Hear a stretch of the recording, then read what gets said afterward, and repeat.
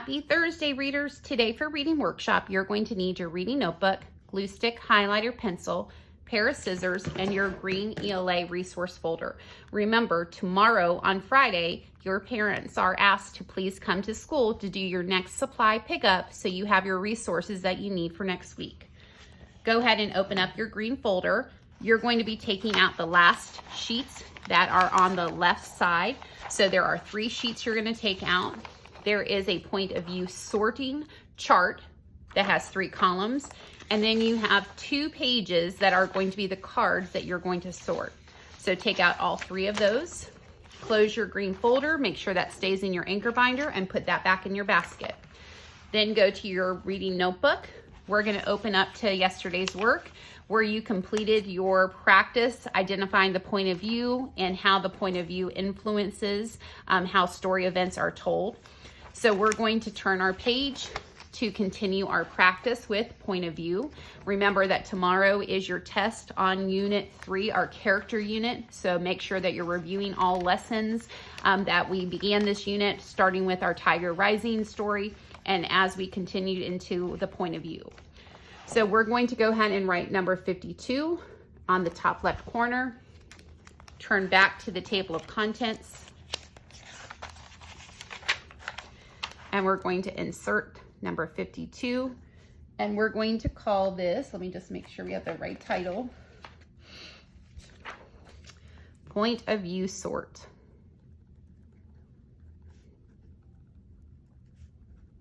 And today's date is 10-22-20. Once you're done writing your table of contents, go ahead and turn back to today's page. And you are going to take your sort chart that we're going to be using, and you're going to be folding this page in half. So we're going to fold from side to side. So I'm taking the right, folding over to the left. And that way, when I open it up, I can still see all of the page. So today I'm going to take the right side, so where it said third person omniscient POV, the back of that is where I'm going to put my glue today. So use your glue stick. Go ahead and make it so it covers the entire back. Then when you open it up, you're going to shimmy over to the page. The page that I just had the glue stick on, I'm going to push down so it's on page 52.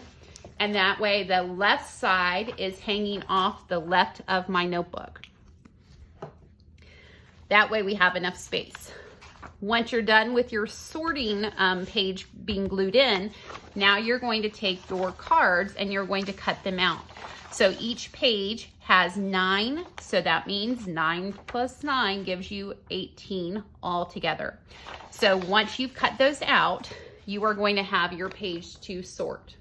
Now that you should have all 18 cards cut out, you are going to use your highlighter to help you identify what each small card or passage is going to be represented with a point of view from the author. Some of the words are slightly cut off just because of the printer, but we can infer what they say if you read the remaining part of the passage. So I'm going to take the first one that I see, and you are going to identify what that is. So I'm going to use the card that says, David loved to play tricks. He would make sure everyone was looking at him, and then he would do something to save the day. So it made sense that he wanted his friends to watch him race down the hill. So within this, I see that the character is identified, but then the words are he, him, and then let me see if there's any others. He, him, his. So once you've used all the space on the left sheet, you can turn your page and you can create a additional chart using the red line as the margin for the title. So making 2 lines. The first side you can write first person. The middle could be the third person limited, and the last one can be the third person omniscient.